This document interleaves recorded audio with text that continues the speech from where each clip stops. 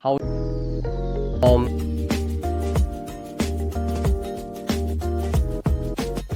So the headphones we are testing in this episode are the recently released Bose Ultra Open headphones.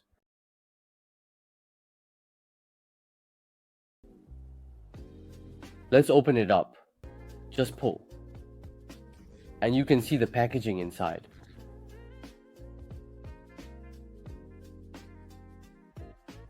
So these are all the items.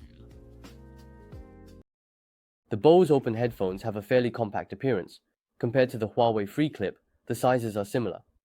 The connection between the sound unit and the battery unit of the Bose headphones is made with a flexible, skin-friendly silicone strap. It's very soft, and the rebound strength when pulled is also good, making it feel more secure when worn.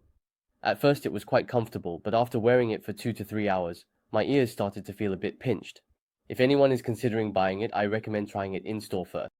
Perhaps it's a personal issue, not representative of everyone's ears. The traditional segment is here. I've invited my old friend BK418C to test the frequency response curve and distortion curve for everyone. This time, we are comparing the Bose Ultra with the Huawei Freeclip. Let's take a look at the specific results together.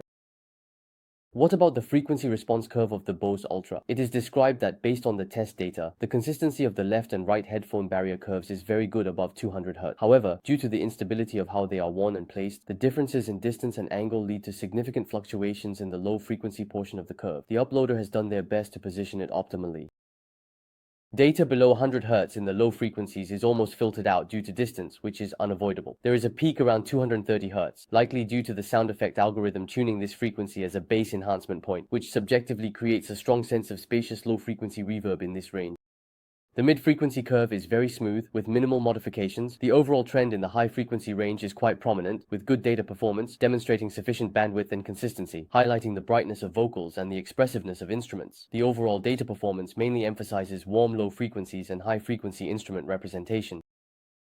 The Huawei Freeclip is far ahead of the Bose Ultra in the frequency response curve, mainly due to the significant impact of wearing position on the test, as the ear canal is deeper. In real wear, it can also achieve a larger sound more easily. While the risk of sound leakage is lower, we won't elaborate too much on the specific data. Let's judge the difference in sound quality with our ears.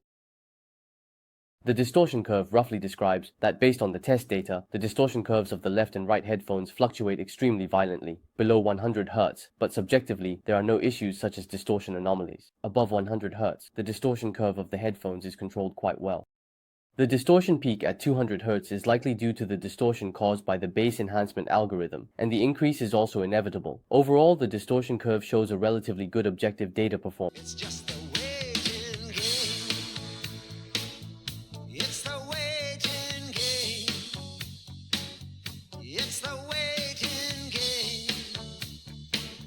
It's just a waiting game.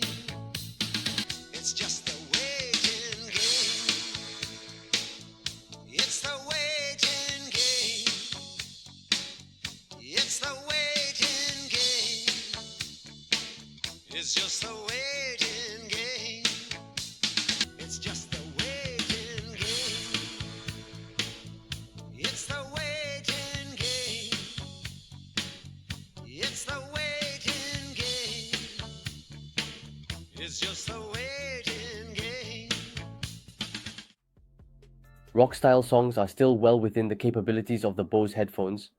The bass in the intro section is rich, which should be attributed to the low-frequency sound effect algorithm that enhances the details of the high-frequency sounds without being overly prominent or overshadowed by the bass, while maintaining a balanced layering of the instruments. The subjective perception of high and low frequencies is clear, but somewhat rigid, lacking a bit of softness. The low frequency depth is relatively lacking. Of course, this is a shortcoming of small-sized drivers, but I personally think it's not a big issue, as comfort comes first. The vocal performance is rich and clear without being sluggish, making it a good product overall for this micro design.